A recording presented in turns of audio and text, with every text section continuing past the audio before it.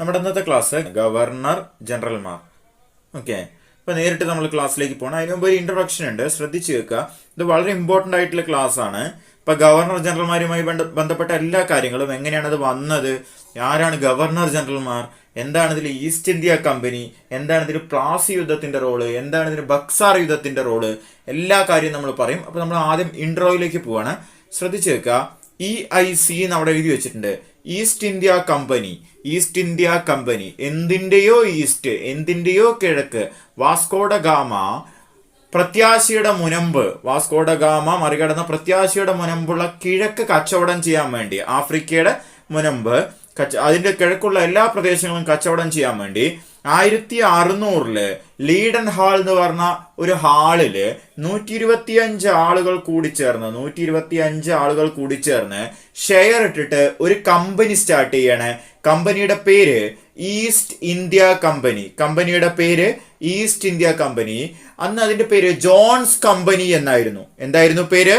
John's company. Okay, അപ്പൊ Jones company, East India company 1600 start ചെയ്യാണ്.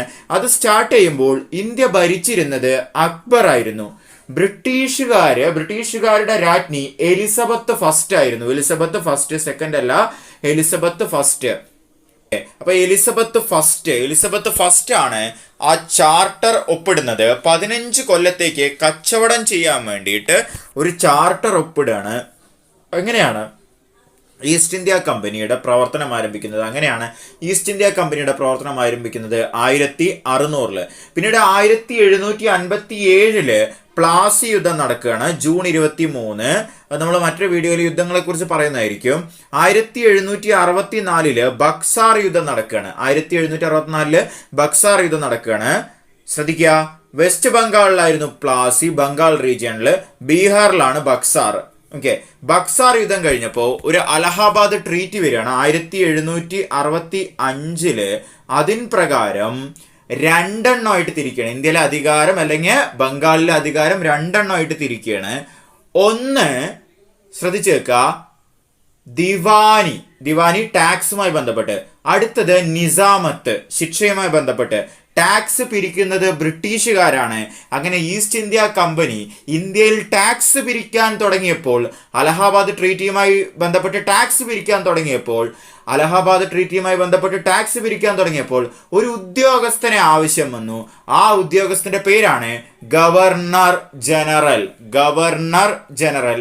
ആദ്യം അത് ബംഗാളിലെ ഗവർണർ ആയിരുന്നു, പിന്നീട് ഗവർണർ ജനറലായി മാറി, പിന്നീട് ബ്രിട്ടീഷ് ഇന്ത്യയിലെ ഗവർണർ ജനറലായി മാറി. ഒന്നുകൂടെ പറയാൻ ശ്രദ്ധിച്ചു വെക്കുക.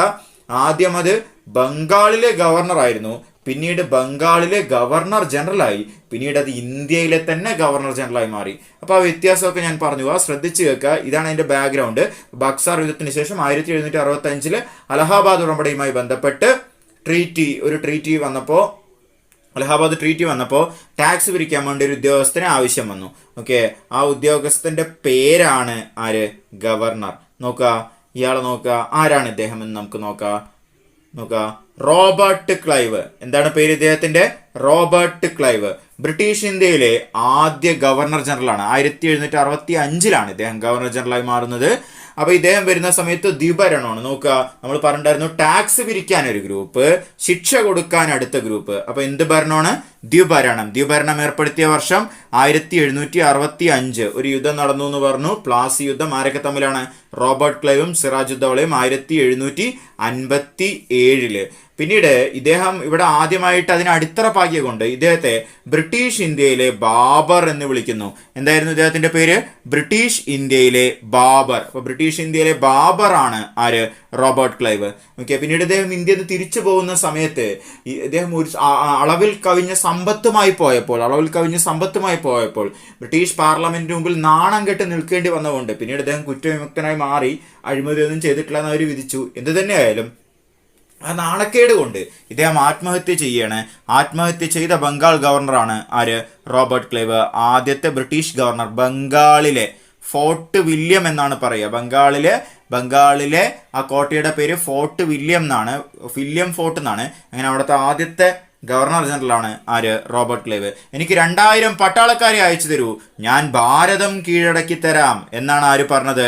റോബർട്ട് ക്ലൈവ് പറഞ്ഞത്. റോബർട്ട് ക്ലൈവ് പറഞ്ഞ വാക്കുകളാണിത്. ഓക്കെ, നോക്കുക അടുത്ത ആള്. നോക്കുക എന്തോ ആലോചിച്ചിരിക്കുകയാണ് മൂപ്പര്. ആരാണത്? Warren Hastings. 1772 മുതൽ 1785 വരെയാണ് വാറൻ ഹേസ്റ്റിങ്സ്. 1772 ഇദ്ദേഹം ദ്വിഭരണം റദ്ദ് ചെയ്യാണ്. എന്തിനാണ് ഈ നവാബ് ശിക്ഷ കൊടുക്കുന്നത്? നമുക്ക് തന്നെ ശിക്ഷ കൊടുത്താൽ പോരെ, വെറുതെ എന്തിനാണ് ബ്രിട്ടീഷുകാർ ടാക്സ് പിരിക്കണത്, അവിടുത്തെ നവാബ് ഈ ശിക്ഷ കൊടുക്കുന്നത്? നമുക്ക് തന്നെ എല്ലാം ചെയ്യാന്ന് പറഞ്ഞു. അങ്ങനെ ദ്വിഭരണം എന്ത് ചെയ്തു? അവസാനിപ്പിച്ചു. അപ്പൊ 2 സിസ്റ്റം അവിടെ ബംഗാളിൽ ഡബിൾ ഗവൺമെന്റ് അല്ലെങ്കിൽ ഡ്യുവൽ സിസ്റ്റം അവസാനിപ്പിച്ച വ്യക്തിയാണ് ആര്? Warren Hastings.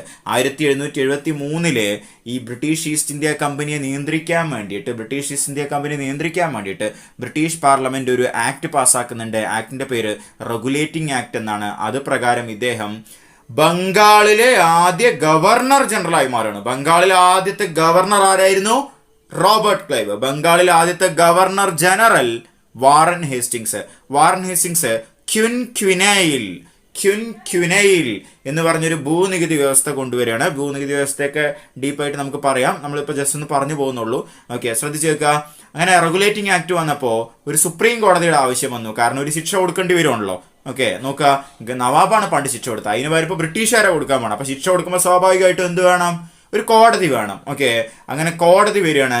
കോടതി കൽക്കട്ടയിൽ സുപ്രീം കോടതി വരികയാണ്. 1774 1+3 ഒരു ജഡ്ജിയും 3 ജഡ്ജിയും. ഓക്കെ, ഒരു സുപ്രീം കോടതി ചീഫ് ജസ്റ്റിസും 3 ജഡ്ജിയും. ഓക്കെ, ജസ്റ്റിസ് ഇംപെ, പേരെന്തായിരുന്നു? ജസ്റ്റിസ് ഇംപെ ആയിരുന്നു ആദ്യത്തെ ചീഫ് ജസ്റ്റിസ്. 1774 എവിടെയാണ്? കൽക്കത്തയിൽ. വളരെ ഫേമസ് ആയിട്ടുള്ള ഒരു കേസ് ഉണ്ട്, Nandakumar case. Okay, Nandakumar case. ഈ വാറൻ ഹേസ്റ്റിങ്സ് കമ്പനിയെ പറ്റിച്ചു, ഇയാള് കൈക്കൂലി വാങ്ങി എന്ന് പറഞ്ഞിട്ട് നന്ദകുമാർ ഒരു കേസൊക്കെ ഫയൽ ചെയ്യുന്നുണ്ട്. ഈ ജസ്റ്റിസ് ഇംപെ ചങ്കായിരുന്നു. ആരുടെ ചങ്ക്? വാറൻ ഹേസ്റ്റിങ്സിന്റെ. കേസ് നേരെ തിരിച്ചു വിട്ടിട്ട് ഈ നന്ദകുമാറിനെ തൂക്കിക്കൊല്ലാൻ വേണ്ടിയിട്ട് ഉത്തരവിടുകയാണ്. ഓക്കെ, ഇത് പ്രതിപാദിക്കുന്ന നോവലാണ് ആരാച്ചാർ എന്നുള്ള നോവൽ എഴുതിയത് KR മീര. അത് ഇംഗ്ലീഷിലേക്ക് ഹാങ് വുമൺ എന്ന് ട്രാൻസ്ലേറ്റ് ചെയ്തത് ആരാണ്? ഒന്ന് കമന്റ് ചെയ്യാട്ടോ. ഹാങ് വുമൺ എന്ന് ട്രാൻസ്ലേറ്റ് ചെയ്തത് ആരാണ്? ഓക്കെ, അടുത്ത നോക്കുക. വാറൻ ഹേസ്റ്റിങ്സിന്റെ സഹായത്താൽ sir William Jones Asiatic Society of Bengal സ്ഥാപിക്കുകയാണ്. എവിടെയാണ് ഏഷ്യാറ്റിക് സൊസൈറ്റി ഓഫ് ബംഗാളിൽ സ്ഥാപിച്ചു? ഏത് വർഷമാണ്? 1784 ആരാ സ്ഥാപിച്ചത്? Sir William John's. ഓക്കെ, ആരായിരുന്നു ആ സമയത്ത് ഗവർണർ ജനറൽ? Warren Hastings. ഇതൊക്കെ ബംഗാളിലാണ്, ശ്രദ്ധിക്കുക, ബംഗാളിലാണ്. ഓക്കെ, അടുത്തത് നോക്കുക. ഇദ്ദേഹത്തിന്റെ പോയിന്റ് കഴിഞ്ഞിട്ടില്ല. ഒന്നാം ആംഗ്ലോ മറാത്ത യുദ്ധം 1775 മുതൽ 1782 വരെ നയിക്കുമ്പോൾ ഇദ്ദേഹമായിരുന്നു. സെയിം സംഭവം. പിറ്റ്സ് ഇന്ത്യ ആക്ട് വരുമ്പോഴും ഇദ്ദേഹം തന്നെയായിരുന്നു. പിറ്റ്സ് ഇന്ത്യ ആക്ട് നേരത്തെ നമ്മൾ പറഞ്ഞിട്ടുണ്ടായിരുന്നു. റെഗുലേറ്റിംഗ് ആക്ട് വരുമ്പോൾ ഇത് പിറ്റ്സ് ഇന്ത്യ ആക്ട് വരുമ്പോഴും ഇദ്ദേഹം തന്നെയാണ്. ഇദ്ദേഹം ഒരു ആമുഖമൊക്കെ എഴുതിയിട്ടുണ്ട്. ചാൾസ് വിൽക്കിൻസ് ഭഗവത്ഗീത ഇംഗ്ലീഷിലേക്ക് ട്രാൻസ്ലേറ്റ് ചെയ്തിട്ടുണ്ട്. മഹാഭാരതത്തിൽ ഭീഷ്മപർവത്തിലുള്ള ഗാന്ധിജി എനിക്ക് എൻ്റെ അമ്മയെപ്പോലെ പ്രിയപ്പെട്ടത് എന്ന് പറഞ്ഞ ഭഗവത്ഗീത ഇംഗ്ലീഷിലേക്ക് തർജ്ജമ ചെയ്ത വ്യക്തിയാണ് ആര്? Charles Wilkins. അതിന് ആമുഖം എഴുതിയ വ്യക്തിയാണ് ആര്? Warren Hastings. പിന്നീട് ഇദ്ദേഹം ഇവിടെ അഴിമതി നടത്തി എന്നൊക്കെ പറഞ്ഞിട്ട് ഇംപീച്ച് ചെയ്യുന്നുണ്ട്. ഇംപീച്ച്മെന്റിന് വിധേയനായ ആദ്യ ഗവർണർ ജനറലാണ് ആര്? Warren Hastings. ഓക്കെ, അടുത്ത ആള് നോക്കുക. ഇയാൾ വളരെ ഗാംഭീര്യത്തോടു കൂടി നിൽക്കുന്നുണ്ട്. ആരാ നോക്കാം? Lord Cornwallis. 1786 മുതൽ 1793 വരെ ബ്രിട്ടീഷുകാരുടെ, അതായത് ബ്രിട്ടീഷ് ഈസ്റ്റ് ഇന്ത്യ കമ്പനിയുടെ ഒരു ഉദ്യോഗസ്ഥനായ ഒരു വ്യക്തി ഭരിക്കുന്നുണ്ട്. അതായത് എവിടെ ഭരിക്കുന്നുണ്ട്? ബംഗാൾ ഭരിക്കുന്നുണ്ട്. അദ്ദേഹത്തിന്റെ പേരാണ് കോൺവാലിസ്. ഇന്ത്യ ഒന്നും ഭരിച്ചിട്ടില്ല, ബംഗാൾ. ഓക്കെ, അദ്ദേഹത്തിന് ഇന്ത്യൻ സിവിൽ സർവീസിന്റെ പിതാവ് എന്ന് പറയുന്നു. ഇന്ത്യൻ സിവിൽ സർവീസിന്റെ പിതാവ് എന്ന് പറയാൻ കാരണം ഒരു ഏകീകൃത സിവിൽ സർവീസ് അദ്ദേഹം കൊണ്ടുവന്നു. അതേപോലെ തന്നെയാണ്, ശ്രദ്ധിച്ച് കേൾക്കുക, ഇദ്ദേഹം തന്നെയാണ് ഇന്ത്യൻ പോലീസ് സമ്പ്രദായത്തിന്റെ പിതാവും. ഓക്കെ, അന്നുള്ള പോലീസ് സമ്പ്രദായം, പോലീസ് സിസ്റ്റം തന്നെയാണ് ഇന്നുള്ളത്. അതിന്ന് വലിയൊരു മാറ്റമൊന്നും വന്നിട്ടില്ല. അതുകൊണ്ട് അന്ന് ബ്രിട്ടീഷുകാരുടെ പോലീസ് അതേ സെയിം സ്ട്രക്ചർ തന്നെയാണ് ഇന്നുള്ളത്. വലിയ മാറ്റമൊന്നും വന്നിട്ടില്ല. അപ്പം അന്ന് എന്തൊക്കെ ഡിഫക്റ്റ് ഉണ്ടായിരുന്നു അത് ഇന്നും ഉണ്ടാവും. അതിന് കാരണം ഇത് സ്റ്റാർട്ട് ചെയ്ത അന്നാണ്. അതിനുശേഷം വലിയ പരിഷ്കരണങ്ങളൊന്നും വരുത്തിയിട്ടില്ല. ഓക്കെ, അപ്പോൾ കോൺവാലിസ് പ്രഭുവാണ് ഇന്ത്യൻ സിവിൽ സർവീസിന്റെ പിതാവും അതേപോലെ തന്നെ പോലീസ് സംവിധാനത്തിന്റെ പിതാവും. നോക്കുക, മൂന്നാം മൈസൂർ യുദ്ധം കഴിഞ്ഞപ്പോൾ 1792 ശ്രീരംഗപട്ടണം ഉടമ്പടി ഒപ്പുവെക്കുന്നുണ്ട്. ഇദ്ദേഹം ഒപ്പുവയ്ക്കുന്നുണ്ട് ടിപ്പുവുമായിട്ട്. അങ്ങനെ അദ്ദേഹം പിടിച്ചെടുത്ത മലബാർ റീജിയൻ ബ്രിട്ടീഷുകാർക്ക് കിട്ടുകയാണ്. അങ്ങനെ ബ്രിട്ടീഷുകാർ ആദ്യം അത് ബോംബെ പ്രസിഡൻസിയിൽ നിന്നും പിന്നീട് 1801 മദ്രാസ് പ്രസിഡൻസിയിലേക്ക് മാറ്റി. നോക്കുക, നമ്മുടെ തിരുവിതാംകൂറും അതേപോലെ തന്നെ കൊച്ചിയും നാട്ടുരാജ്യമായപ്പോൾ എന്തുകൊണ്ടാണ് മലബാർ ബ്രിട്ടീഷുകാർ ഭരിച്ചത്? അതിന് കാരണം ഈ ശ്രീരംഗപട്ടണം ഉടമ്പടിയാണ്, ശ്രീരംഗപട്ടണം സന്ധിയാണ്. അതുകൊണ്ടാണ് ഈ ശ്രീരംഗപട്ടണം സന്ധി മൂലമാണ് മലബാർ റീജിയൻ എവിടേക്ക് പോകുന്നത്? ബ്രിട്ടീഷുകാരുടെ കയ്യിലായി മാറുന്നത്. അതേപോലെ തന്നെ ടാക്സ് ഒരു തവണ നിശ്ചയിച്ചു കഴിഞ്ഞാൽ പിന്നീട് മാറ്റാത്ത ജമീന്ദാർ പിരിക്കുന്ന ഒരു ഇടനിലക്കാരനുള്ള ജമീന്ദാരി സിസ്റ്റം നോക്കുക. ജമീന്ദാരി സിസ്റ്റം 1793 നടപ്പിലാക്കിയ വ്യക്തിയാണ് ആര്? കോൺവാലിസ് പ്രഭു. ആരാണ് ക്വിൻക്വിനൈൽ സിസ്റ്റം നടപ്പിലാക്കിയത്? ആരാണ്? Warren Hastings. അതേപോലെ തന്നെ ശാശ്വത ഭൂനികുതി വ്യവസ്ഥ അല്ലെങ്കിൽ ജമീന്ദാരി സമ്പ്രദായം നടപ്പിലാക്കിയ വ്യക്തിയാണ് ആര്? കോൺവാലിസ് പ്രഭു. ഇതിന് പങ്കുവഹിച്ച ഉദ്യോഗസ്ഥന്റെ പേരാണ് ജോൺ ഷോർ എന്ന ഉദ്യോഗസ്ഥൻ എന്തുമായി ബന്ധപ്പെട്ടിരിക്കുന്നു? ജമീന്ദാരി സിസ്റ്റവുമായി ബന്ധപ്പെട്ട വ്യക്തിയാണ് ആര്? John shore. ഓക്കെ, അടുത്തത് ഇദ്ദേഹം ആരാ നോക്കാം? റിച്ചാർഡ് വെല്ലസ്ലി 1798 മുതൽ 1805 വരെ 1805 വരെ ഭരിച്ച വ്യക്തിയാണ് ആര്? Richard Wellesley. ഇയാൾ എല്ലാവരോടും എന്നെ ബംഗാൾ ടൈഗർ എന്ന് വിളിക്കാൻ പറഞ്ഞു. ആരും വിളിച്ചില്ല. അങ്ങനെ നമ്മളെ എല്ലാവരും കുഞ്ഞിക്കുഞ്ഞൻ എന്ന് വിളിച്ചപ്പോൾ നമ്മൾ വിമൽ കുമാർ എന്ന് വിളിച്ചു. അതേപോലെ തന്നെയാണ് ഇദ്ദേഹം സെൽഫ് ഇൻസ്പയർ ചെയ്താണ്. നോക്കുക, ബംഗാൾ ടൈഗർ എന്ന് സ്വയം വിശേഷിപ്പിച്ച വ്യക്തിയാണ് ആര്? Richard Wellesley. ഓക്കെ, അടുത്ത് വളരെ വളരെ ഇമ്പോർട്ടൻ്റ് ആണ്. സബ്സിഡറി അലയൻസ് എന്ന് പറയും, സൈനിക സഹായ വ്യവസ്ഥ. ഓക്കെ, ശ്രദ്ധിക്കുക, 1793 അല്ല, 1798 കൊണ്ടുവരികയാണ്. 1798 സൈനിക സഹായ വ്യവസ്ഥ, ശാശ്വത ഭൂനികുതി വ്യവസ്ഥയാണ് 1793. 1798 സൈനിക സഹായ വ്യവസ്ഥ കൊണ്ടുവരികയാണ് 1798. അതായത് ഇപ്പോൾ ഒരു തിരുവിതാംകൂർ നാട്ടുരാജ്യം എടുക്കുക, അവിടേക്ക് ഒരു സൈന്യത്തെ ബ്രിട്ടീഷുകാർ കൊടുക്കും. ആ തിരുവിതാംകൂറുമായിട്ട് ആരും യുദ്ധം ചെയ്യാൻ പോകാൻ പറ്റില്ല.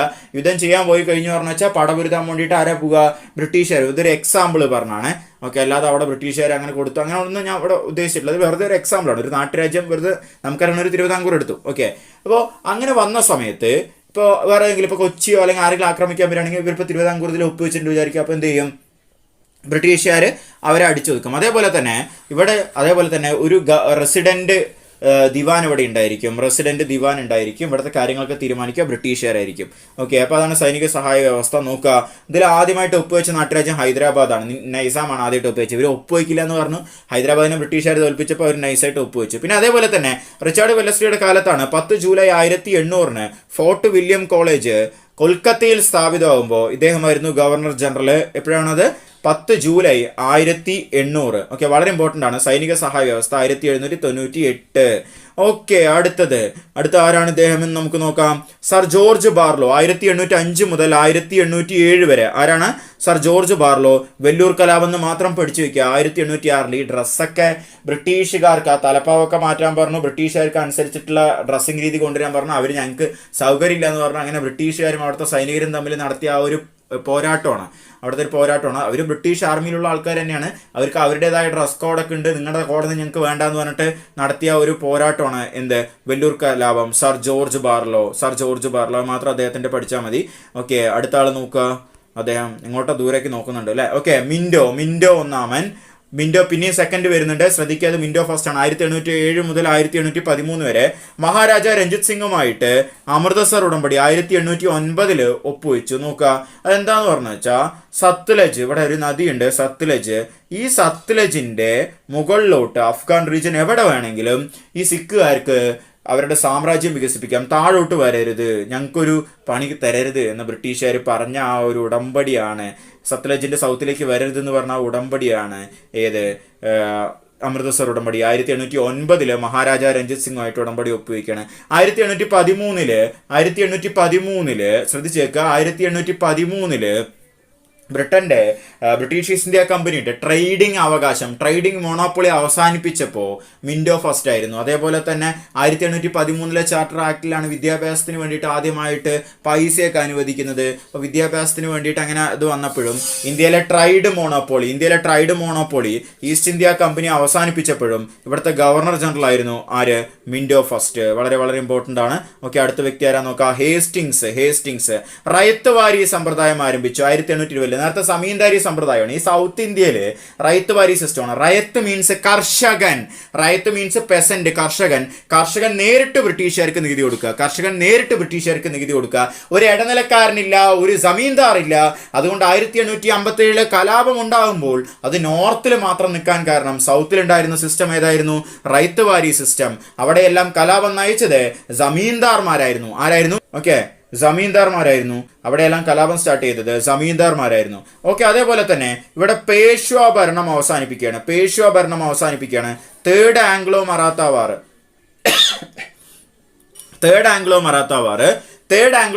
വാർ 1817-18 കഴിഞ്ഞപ്പോൾ മറാത്ത സാമ്രാജ്യം ഭരിച്ചിരുന്ന പ്രധാനമന്ത്രിമാരെ പറയുന്ന പേരാണ് പേഷ്വാ ഭരണം അവസാനിപ്പിച്ചത് ആരാണ്? ഹേസ്റ്റിങ്സ് ആണ്. 1818 പേഷ്വാ അവസാനിപ്പിച്ചത്. ഇനി ഇതാരാ നമുക്ക് നോക്കാം? ആംഹേഴ്സ്റ്റ് പ്രഭു. ആരാണ്? ആംഹേഴ്സ്റ്റ് പ്രഭു 1823 മുതൽ 1828 വരെയാണ് ആംഹേഴ്സ്റ്റ് പ്രഭു ഭരിച്ചത്. ആംഗ്ലോ ബർമീസ് യുദ്ധം 1824-26 വരെ നടക്കുമ്പോഴും ഗോരഖ്പൂർ കലാപം നടക്കുമ്പോഴും ആര് തന്നെയാണ്? ആംഹേഴ്സ്റ്റ് പ്രഭുവാണ്. ഇത് അധികം ഇമ്പോർട്ടൻ്റ് ആയിട്ടുള്ള അല്ല. വില്യം ബെൻഡിക്ക് നോക്കി വെക്കുക, വളരെ ഇമ്പോർട്ടൻ്റ് ആയ വ്യക്തിയാണ്. വില്യം ബെൻഡിക്ക് അത്ര ഇമ്പോർട്ടൻ്റ് ആയിട്ടുള്ള വ്യക്തിയാണ്. ഓക്കെ, ഒന്ന് നോക്കി വെക്കുക. വില്യം ബെൻഡിക്ക് അത്ര ഇമ്പോർട്ടൻ്റ് ആയിട്ടുള്ള വ്യക്തിയാണ്. ഓക്കെ, വില്യം ബെൻഡിക്ക് 1828 മുതൽ 1835 വരെ ഭരിച്ച വ്യക്തിയാണ് ആര്? വില്യം ബെൻഡിക്ക്. ബ്രിട്ടീഷ് ഇന്ത്യയിലെ ആദ്യ ഗവർണർ ജനറൽ. അതിന് കാരണം പറഞ്ഞുതരാം. 1833 വരെ ഭരിച്ചിരുന്ന ആളുകളെയെല്ലാം, അതായത് ഇതിനു മുമ്പുള്ള ആളുകളെല്ലാം നമ്മൾ പറഞ്ഞത് ബംഗാളിലെ ഗവർണർ ജനറൽ എന്നാണ്. 1833 ഒരു ആക്ട് വരുന്നുണ്ട്. 1833 വരുന്ന ചാർട്ടർ ആക്ട് പ്രകാരം ഇനി മുതൽ governor general of presidency of Bengal or fort William എന്നല്ല അറിയപ്പെടുക എന്ന് അവർ പ്രത്യേകം പറഞ്ഞിട്ടുണ്ടായിരുന്നു. ആ ചാർട്ടർ ആക്ടിൽ പറഞ്ഞത് ഇതായിരുന്നു: governor general of British India. അങ്ങനെ ആദ്യത്തെ ഗവർണർ ജനറലായി മാറുകയാണ് ആര്? വില്യം ബെൻഡിക്ക്. ഇത് സ്ഥിരം ചോദിക്കുന്ന ക്വസ്റ്റ്യൻ നിങ്ങൾക്ക് അറിയാം. സതി നിരോധിച്ചത് 1829 ഡിസംബർ 4. റെഗുലേഷൻ 17 എന്തായിരുന്നു? ഇത് ചോദിച്ച ക്വസ്റ്റ്യൻ ആണ്. റെഗുലേഷൻ 17 വളരെ വളരെ ഇമ്പോർട്ടൻ്റ് ആണ്.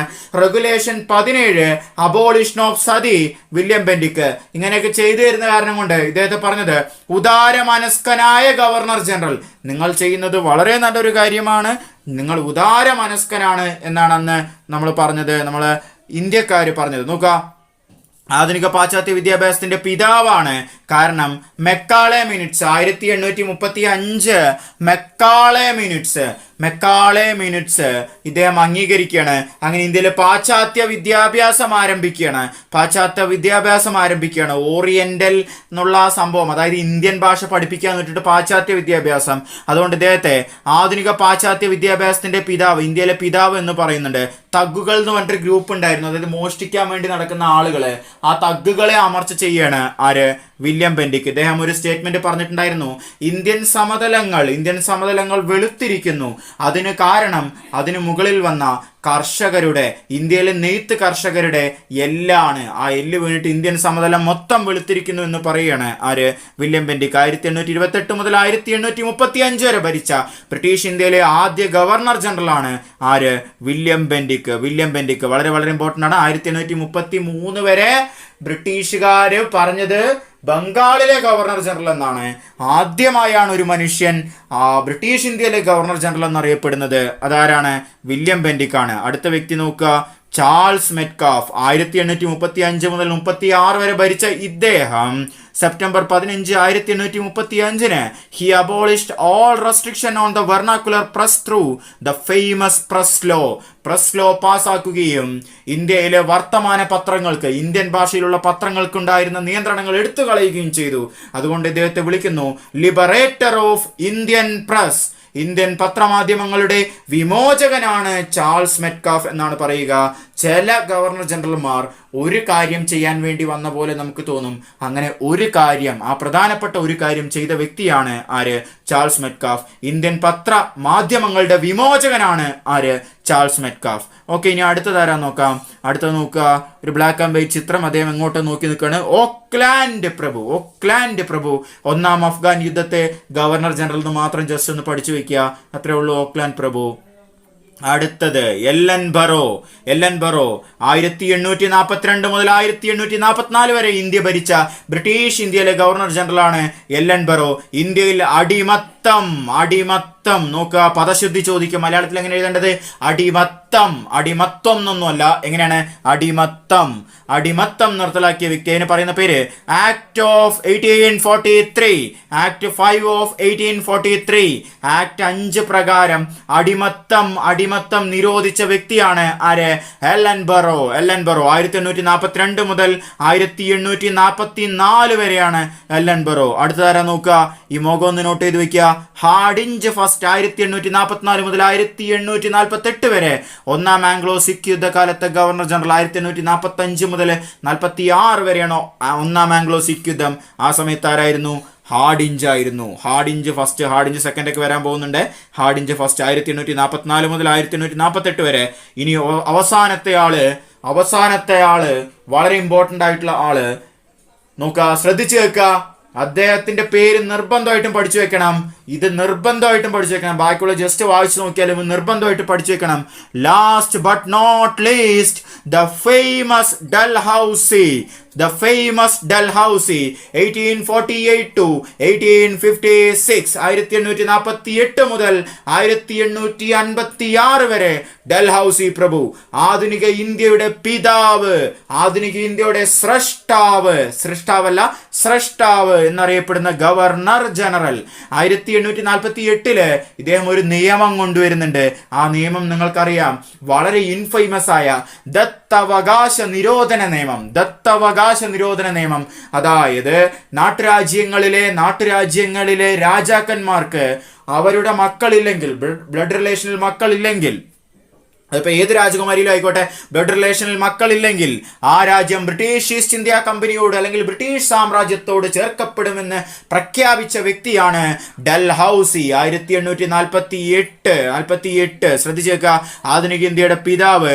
1856 ഹിന്ദു വിധവാ പുനർവിവാഹം നടപ്പിലാക്കി. 1856 ഹിന്ദു വിധവാ പുനർവിവാഹം നടപ്പിലാക്കി. ഈശ്വരചന്ദ്ര വിദ്യാസാഗറാണ് അതിലേക്ക് ഇദ്ദേഹത്തെ നയിച്ചത്. സതി നിർത്തലാക്കാൻ രാജാറാം മോഹൻ റോയും അതേപോലെ തന്നെ ബ്രഹ്മസമാജവും, അന്ന് ബ്രഹ്മസഭ എന്നായിരുന്നു പേര്, ബ്രഹ്മസമാജവും എങ്ങനെയാണോ വില്യം ബെന്റിക്കിനെ സഹായിച്ചത്, അതേപോലെ തന്നെയാണ് ഈശ്വരചന്ദ്ര വിദ്യാസാഗർ വിധവാ പുനർവിവാഹം നടപ്പിലാക്കുമ്പോൾ ഇദ്ദേഹത്തിന്റെ പിന്നിൽ പ്രവർത്തിച്ച ഒരു വ്യക്തിയാണ് ഈശ്വരചന്ദ്ര വിദ്യാസാഗർ. 1856 ഹിന്ദു വിധവാ പുനർവിവാഹ നിയമം ഇദ്ദേഹം നടപ്പിലാക്കിയത്. അന്ന് ഒരുപാട് ബഹളമായിരുന്നു, ഇത് ഞങ്ങളുടെ ആചാരമായിരുന്നു, അങ്ങനെ പുനർവിവാഹമൊന്നും പറ്റില്ല എന്ന് പറഞ്ഞ് ഒരുപാട് കലാപങ്ങളൊക്കെ ഉണ്ടാക്കി. ഇദ്ദേഹം അതൊന്നും കാര്യമാക്കിയില്ല. ഓക്കെ, അടുത്ത സാന്താൾ കലാപം. 1855 സാന്താൾ കലാപത്തില് മർമു ബ്രദേഴ്സ്. ഓക്കെ, സാന്താൾ കലാപം നടത്തിയ വ്യക്തികൾ ആരാണെന്നൊന്ന് കമന്റ് ചെയ്യുക. സാന്താൾ കലാപം നടത്തുമ്പോൾ 1855 ഇദ്ദേഹമായിരുന്നു ഗവർണർ ജനറൽ. അതേപോലെ തന്നെ 1853 ഇന്ത്യയിൽ ആദ്യമായി റെയിൽവേ സംവിധാനം നടപ്പിലാക്കിയപ്പോൾ എവിടെ മുതൽ ഏത് വരെയാണ് ഒന്ന് കമന്റ് ചെയ്യുക. എവിടെ മുതൽ ഏതുവരെയാണ് ഇന്ത്യയിൽ ആദ്യമായി റെയിൽവേ സംവിധാനം നടപ്പിലാക്കിയത്? 1853. അത് നടപ്പിലാക്കുമ്പോൾ ഇന്ത്യയുടെ ഗവർണർ ജനറൽ നോക്കുക. ഇന്ന് ഇന്ത്യയിലുള്ള, അത് ബ്രിട്ടീഷുകാരുടെ സ്വാർത്ഥ കാര്യങ്ങൾക്ക് വേണ്ടിയിട്ടാണ്, പക്ഷെ ഇന്ന് ഇന്ത്യയിലുള്ള ഒരുപാട് കാര്യങ്ങൾ ഇദ്ദേഹമാണ് സ്റ്റാർട്ട് ചെയ്തത്. അതേപോലെ തന്നെ ഇദ്ദേഹം തന്നെയാണ് തപാൽ വകുപ്പ് സ്റ്റാർട്ട് ചെയ്തത്, പൊതുമരാമത്ത് വകുപ്പ് PWD സ്റ്റാർട്ട് ചെയ്തത്. പിന്നെ അതേപോലെ തന്നെ ഇവരുടെ ക്യാപിറ്റൽ കൊൽക്കത്തയായിരുന്നല്ലോ അന്ന്, പിന്നെ ഡൽഹിയിലേക്ക് മാറ്റി, അന്ന് കൊൽക്കത്തയായിരുന്നു. ഈ സെക്കൻഡ് ക്യാപിറ്റലായിട്ട് അല്ലെങ്കിൽ വേനൽക്കാല തലസ്ഥാനമാക്കിയിട്ട് ഷിംലയെ മാറ്റിയത് ഇദ്ദേഹമാണ്, ഡൽഹൌസി പ്രഭുവാണ്.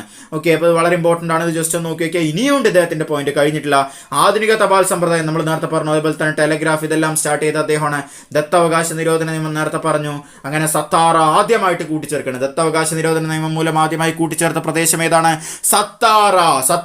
ഏറ്റവും അവസാനം ഔദ്. ഇദ്ദേഹം പറഞ്ഞത് ഔദ്, വാജിദ് അലി ഷാ ഭരിച്ചിരുന്ന ഒരു സമയമായിരുന്നു ഔദ്. ഇദ്ദേഹം പറഞ്ഞത് അവധ് നമ്മളുടെ വായിലേക്ക് വീഴാൻ നിൽക്കുന്ന ചെറി പഴമാണ്. നിങ്ങൾ ഒന്നുകൊണ്ട് പേടിക്കേണ്ട, ഔദ് നമ്മുടെ വായിലേക്ക് വീഴാൻ നിൽക്കുന്ന ചെറി പഴമാണ്.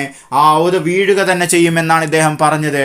പിന്നീട് അത് നന്നായി ഭരിക്കുന്നില്ല, ദത്തവകാശ നിരോധന മൂലമല്ല, നന്നായി ഭരിക്കുന്നില്ല എന്ന് പറഞ്ഞിട്ട് കൂട്ടിച്ചേർത്തപ്പോൾ പിന്നീട് അത് 1857 കലാപത്തിനുള്ള ഒരു കാരണങ്ങളിൽ ഒന്നായി മാറുകയാണ്. ഓക്കെ, അതേപോലെ തന്നെയാണ് വേറെ ഒരുപാടുണ്ട്. നോക്കുക, ഝാൻസി അറിയാലോ നിങ്ങൾക്ക്, സംബൽപൂർ, നാഗ്പൂർ. ഓക്കെ, ഇംഗ്ലീഷ് വിദ്യാഭ്യാസത്തിന്റെ മാഗ്ന കാർട്ട എന്നറിയപ്പെടുന്ന വുഡ്സ് ഡിസ്പാച്ച് ആണ്. വുഡ്സ് ഡിസ്പാച്ച് വരുമ്പോൾ ഇദ്ദേഹമായിരുന്നു. ഓക്കെ, ചാൾസ് വുഡ് അത് തയ്യാറാക്കിയത്. ഓക്കെ, ആദ്യത്തെ ട്രെയിൻ സർവീസ് ബോംബെ ടു താനെ നമ്മൾ പറഞ്ഞു.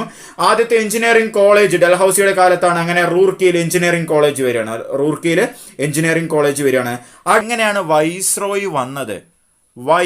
Vice roy, the representative of the king എന്നാണ് ആ വാക്കിന്റെ അർത്ഥം. Vice roy, on the behalf of the king, രാജാവിന്റെ അല്ലെങ്കിൽ രാജ്ഞിയുടെ ആള് എന്നാണ് ആ വാക്കിന്റെ അർത്ഥം.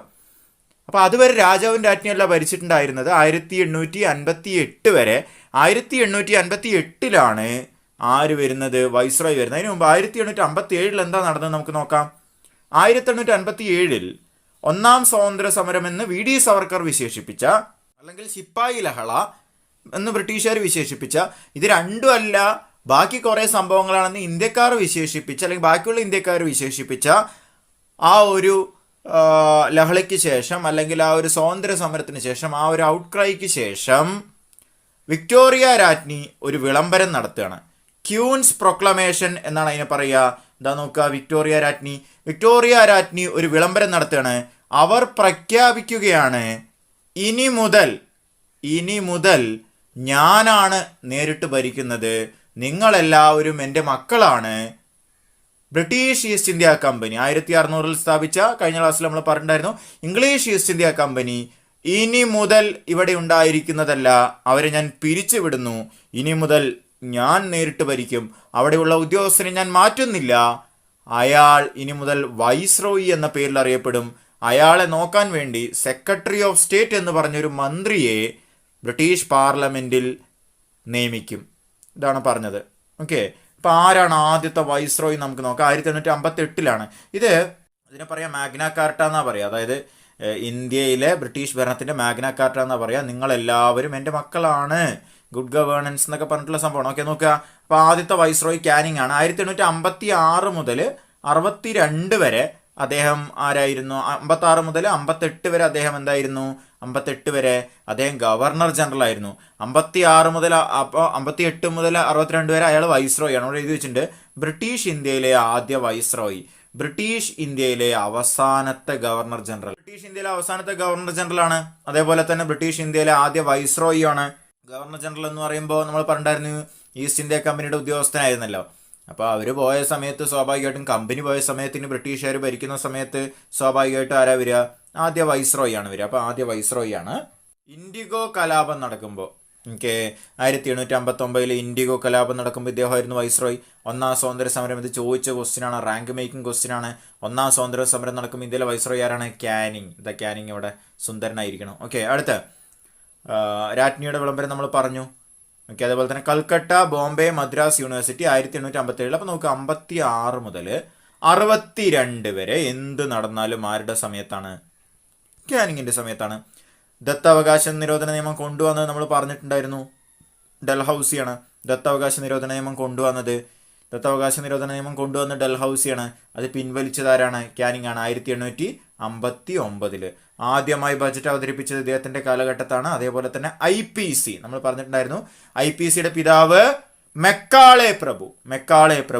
മെക്കാളെ മിനിറ്റ്സ് ഒക്കെ പറഞ്ഞല്ലേ നമ്മൾ. ഓക്കെ, അപ്പൊ മെക്കാളെ പ്രഭു. അപ്പൊ IPC 1860 വരുമ്പോൾ ഇദ്ദേഹമാണ് വൈസ്രോയി. അതേപോലെ തന്നെ ഹൈക്കോടതി നിയമം വരുമ്പോൾ ഇദ്ദേഹമാണ് വൈസ്രോയി.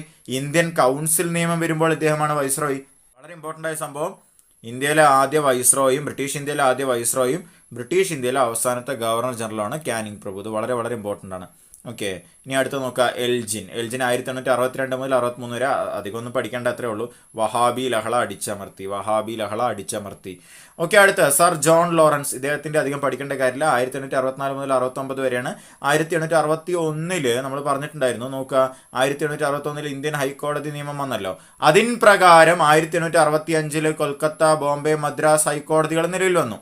ആ സമയത്ത് സർ ജോൺ ലോറൻസ് ആയിരുന്നു. ഇപ്പൊ കൽക്കത്ത, ബോംബെ, മദ്രാസ് ഹൈക്കോടതി നിലവിൽ വരുമ്പോൾ ആരാണ്? Sir John Lawrence. ഇതാണ് സർ ജോൺ ലോറൻസ്. കാണുമ്പോൾ തന്നെ പേടിയാവുന്നില്ലേ? Sir John Lawrence. ഓക്കെ, അടുത്ത ആള് മേയോ. ആരാണ്? മേയോ. 1869 മുതൽ 72 വരെയാണ് ആരുടെ കാലഘട്ടം? മേയോന്റെ കാലഘട്ടം. 1869 മുതൽ 72 വരെയാണ് ആരുടെ കാലഘട്ടം? മേയോന്റെ കാലഘട്ടം. ഇന്ത്യയിൽ ആദ്യമായി സാമ്പത്തിക വികേന്ദ്രീകരണം നടപ്പിലാക്കി. ഫിനാൻഷ്യൽ ഡീസെൻട്രലൈസേഷൻ നടപ്പിലാക്കുകയാണ്. കാർഷിക വാണിജ്യ വകുപ്പുകൾ ആരംഭിച്ചു. ആദ്യമായി ജനസംഖ്യ കണക്കെടുപ്പ് നടത്തി. ഇത് വളരെ ഇമ്പോർട്ടൻ്റ് ആണ്. 1872 ആദ്യമായിട്ട് ഇന്ത്യയിൽ ജനസംഖ്യ വരുമ്പോൾ ആരാണ്? മേയോ ആണ്. ഇദ്ദേഹത്തിന്റെ ഒരു പ്രത്യേകത, സ്ഥിരം ചോദിക്കുന്ന ക്വസ്റ്റ്യൻ, 1872 ഷേർ അലി എന്ന തടവുകാരൻ ആൻഡമാനിലെ പോർട്ട് ബ്ലെയറിൽ വെച്ചിട്ട് ഇദ്ദേഹത്തെ വധിക്കുകയാണ്. ഇന്ത്യയിൽ വെച്ച് കൊല്ലപ്പെട്ട ഏക വൈസ്രോയിയാണ്. ഇന്ത്യക്ക് പുറത്ത് വെച്ചിട്ട് ഒരു വൈസ്രോയൊക്കെ കൊല്ലപ്പെട്ടിട്ടുണ്ട്, നമ്മൾ ലാസ്റ്റ് പറയും. ഓക്കെ, നോക്കുക, ഇന്ത്യയിൽ വെച്ച് കൊല്ലപ്പെട്ട ഏക വൈസ്രോയിയാണ് ആര്? മേയോ. ഓക്കെ, ഇന്ത്യയിൽ വെച്ച് കൊല്ലപ്പെട്ട ഏക വൈസ്രോയി ആണ് ആര്? മേയോ. ഇത് വളരെ വളരെ ഇമ്പോർട്ടൻ്റ് ആയ ക്വസ്റ്റ്യൻ ആണ്. ഇന്ത്യയിൽ വെച്ച് കൊല്ലപ്പെട്ട ഏക വൈസ്രോയി. ഓക്കെ, അടുത്തത് നോർത്ത് ബ്രൂക്ക് പ്രഭു. 1872 മുതൽ 1876 വരെ. 1875 വെയിൽസ് രാജകുമാരൻ, അതായത് കിരീടാവകാശിയാണ്. വെയിൽസിലെ രാജകുമാരൻ എന്നാ പറയുക. ഇപ്പോഴും വെയിൽസിലെ രാജകുമാരനുണ്ട്, അന്നും വെയിൽസിലെ രാജകുമാരനുണ്ട്. നമ്മൾ ഇന്ത്യൻ പ്രധാനമന്ത്രി പറയുന്ന പോലെ അവിടെ ഒരു സ്ഥാനപ്പേരാണ് വെയിൽസിലെ രാജകുമാരൻ. 1875 വെയിൽസ് രാജകുമാരൻ ഇന്ത്യ സന്ദർശിച്ചു എന്ന് പറഞ്ഞിട്ട് എഴുതി വെച്ചിട്ടുണ്ട്. അപ്പോൾ ഇത് അധികം ഇമ്പോർട്ടൻ്റ് ആയിട്ടുള്ള സംഭവമല്ല. ഓക്കെ, അടുത്തത് ലിട്ടൺ. 1876 മുതൽ 1880 വരെയാണ് ആരുടെ കാലഘട്ടം? ലിട്ടന്റെ കാലഘട്ടം. വൈസ്രോയി ഓഫ് റിവേഴ്സ് ക്യാരക്ടർ എന്നാണ് ലിട്ടൺ അറിയപ്പെടുക. അതായത് ഒരു മനുഷ്യൻ എങ്ങനെ ആവരുത്, അല്ലെങ്കിൽ ഒരു വൈസ്രോയി എങ്ങനെ ആവരുത് എന്നുള്ളതിന് ബെസ്റ്റ് എക്സാമ്പിളാണ് ലിട്ടൺ. ഇന്ത്യക്കാര് അത്രയും വെറുത്ത വേറൊരു വൈസ്രോയി ഇല്ല.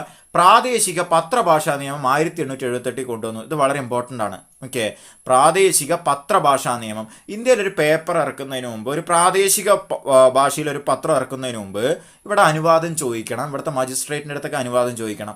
ആയുധ നിയമം കൊണ്ടുവന്നു 1878. അതേപോലെ തന്നെ സിവിൽ സർവീസ് പരീക്ഷാ പ്രായം 21 നിന്നും 19 കുറച്ചു.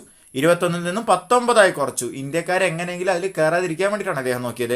1877 ഡൽഹി ദർബാറിന് നേതൃത്വം നൽകി. ഒരു കാര്യം ആലോചിച്ച് നോക്കുക, ആ സമയത്തും കൊൽക്കത്തയായിരുന്നു അവരുടെ തലസ്ഥാനം. എന്നിട്ടും അവർ എവിടെ വെച്ചിട്ടാണ് ദർബാർ നടത്തിയത്? ഡൽഹിയിൽ വെച്ചിട്ടാണ് നടത്തിയത്. എന്തായിരിക്കും കാരണം ഡൽഹിയിൽ വെച്ച് നടത്താൻ? ഒന്ന് ആലോചിച്ച് നോക്കാം കേട്ടോ. ഓക്കെ, അടുത്ത് വിക്ടോറിയ രാജ്ഞിക്ക് എംപ്രസ് ഓഫ് ഇന്ത്യ പദവി 1877 ലഭിച്ചു. കാരണം ഡൽഹി ദർബാർ നടത്തി കഴിഞ്ഞപ്പോൾ അങ്ങനെ പദവി ലഭിക്കുകയാണ്. ഇനി ഒരു കാര്യം കൂടി ഇവിടെ പറയാനുണ്ട്. ഇയാൾക്കൊരു തൂലികാ നാമമുണ്ട്, ലിട്ടൺ പ്രഭുവിന്. ലിട്ടൺ പ്രഭുവിൻ്റെ തൂലികാ നാമം എന്താണെന്ന് ഒന്ന് കമൻറ്റ് ചെയ്യുക. ലിട്ടൺ പ്രഭുവിൻ്റെ തൂലികാ നാമം എന്താണ് ഒന്ന് കമൻറ്റ് ചെയ്യുക കേട്ടോ. ഓക്കെ, അടുത്ത റിപ്പൺ. ലിട്ടൺ എങ്ങനെയാണോ അതിൻ്റെ നേരെ ഓപ്പോസിറ്റ് ആണ് റിപ്പൺ. അതായത് ഒരു വൈസ്രോയി എങ്ങനെ ആയിരിക്കണം, എങ്ങനെയാണ് പറയുക? റിപ്പൺ ദ പോപ്പുലർ എന്നാണ് പറയുക. Ripon the popular. ഇന്ത്യക്കാർക്ക് ഏറ്റവും ഇഷ്ടപ്പെട്ട വൈസ്രോയി റിപ്പൺ ദ പോപ്പുലർ.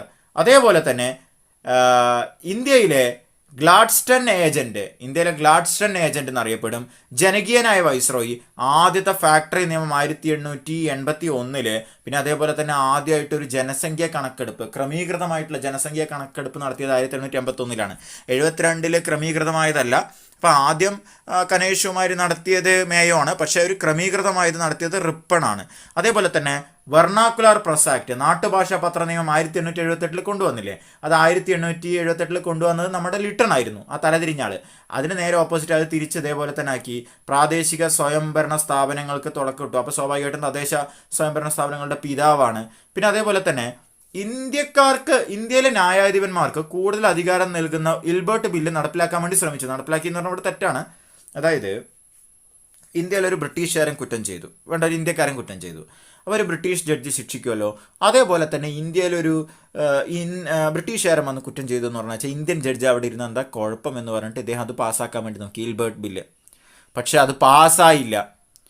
രാജ്ഞി എന്താ പറഞ്ഞത് 1858 നിങ്ങളെല്ലാവരും എൻ്റെ മക്കളാണ്, ബ്രിട്ടീഷുകാർ എൻ്റെ മക്കളാണ്, നിങ്ങളും എൻ്റെ മക്കളാണെന്നാണ് പറഞ്ഞത്. മക്കളല്ല എന്ന് തെളിഞ്ഞു. ഓക്കെ, അങ്ങനെയാണ് പെട്ടെന്നൊരു അസോസിയേഷനൊക്കെ രൂപീകരിക്കണം പറഞ്ഞിട്ട് 1884 ഒരു അസോസിയേഷൻ രൂപീകരിക്കാൻ വേണ്ടി നോക്കി. പക്ഷെ പ്ലേഗ് ആയ കാരണം കൊണ്ട് പറ്റിയില്ല. അടുത്ത വർഷം ആ അസോസിയേഷൻ രൂപീകരിച്ചു. അതിൻ്റെ പേരാണെന്ത്? INC, ഇന്ത്യൻ നാഷണൽ കോൺഗ്രസ് എന്ന് നമ്മൾ പറയും. 1881 ആദ്യത്തെ സമ്പൂർണ്ണ ജനസംഖ്യ കണക്കെടുപ്പ് നമ്മൾ നേരത്തെ പറഞ്ഞിട്ടുണ്ടായിരുന്നു, അത് നടപ്പിൽ വരുത്തി. ഓക്കെ, അപ്പോൾ ഇതിൽ 1857 കലാപം പറഞ്ഞിട്ടുണ്ടായിരുന്നു അല്ലേ ഇടയിൽ. ആദ്യം പറഞ്ഞത് 1857 കലാപത്തിൻ്റെ വീഡിയോൻ്റെ ഡിസ്ക്രിപ്ഷനെ ഞാൻ ലിങ്കിൽ ഇടുന്നുണ്ട്. അത് പണ്ടെടുത്ത വീഡിയോ ആണ്.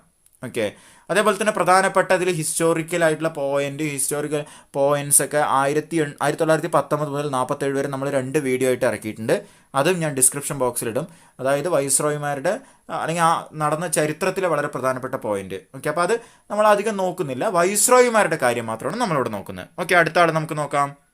അടുത്ത ആൾ ഡഫറിൻ. 1884 മുതൽ 88 വരെയാണ് ഡഫറിൻ ഭരിച്ചത്. ഡഫറിൻ പബ്ലിക് സർവീസ് കമ്മീഷനെ നിയമിച്ചു. അതേപോലെ തന്നെ ഇന്ത്യൻ നാഷണൽ കോൺഗ്രസ്, ഇത് വളരെ ഇമ്പോർട്ടൻ്റ് ആണ്. INC രൂപീകരിക്കുമ്പോൾ ഇന്ത്യയിലെ വൈസ്രോയി ആരാന്ന് സ്ഥിരം ചോദിക്കുന്ന ക്വസ്റ്റ്യൻ ആണ്. ആരാണ്? ഡഫറിൻ. INC രൂപീകരിക്കുമ്പോൾ ആരാണ് ഇന്ത്യയിലെ വൈസ്രോയി? ഡഫറിൻ. ഇന്ത്യൻ നാഷണൽ കോൺഗ്രസിനെ ഡഫറിൻ വിശേഷിപ്പിച്ചത് മൈക്രോസ്കോപ്പിക് മൈനോറിറ്റി എന്നാണ്. എന്താണ് വിശേഷിപ്പിച്ചത്? Microscopic minority. അതായത് ഡഫറിൻ ആദ്യത്തെ 1-2 വർഷം, അതായത് 1885-86 ഇവർക്ക് പാർട്ടിയൊക്കെ കൊടുത്തിട്ടുണ്ടായിരുന്നു.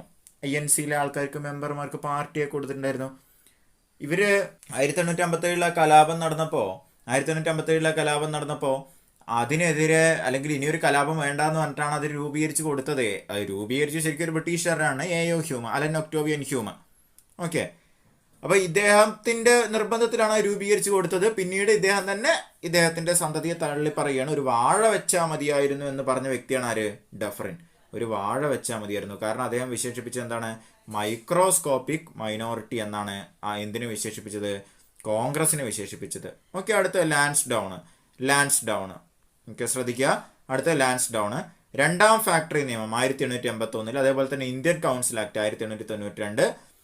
ഇത് 2 പഠിച്ചില്ലെങ്കിലും ഇതെന്തായാലും പഠിക്കുക. ഡ്യൂറന്റ് കമ്മീഷനെ നിയോഗിച്ചു. ആരൊക്കെ തമ്മിലുള്ള അതിർത്തി രേഖയാണ് ഡ്യൂറന്റ് ലൈന്? ആരൊക്കെ തമ്മിലാണ്? ഇന്ത്യ അഫ്ഗാനിസ്ഥാൻ തമ്മിലുള്ള അതിർത്തി രേഖയെ പറയുന്ന പേരാണ് Durand line. Okay, Durand line.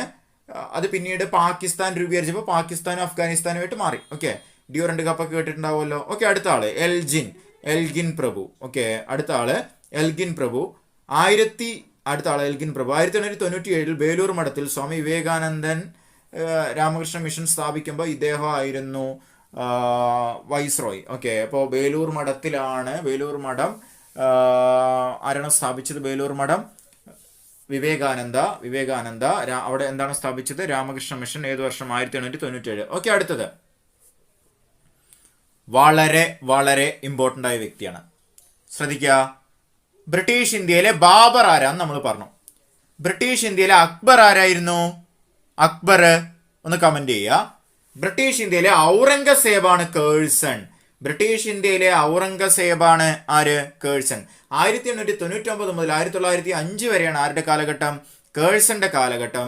Archaeological survey of India സ്ഥാപിച്ചു. ഒന്നാമത്തെ പോയിന്റ്.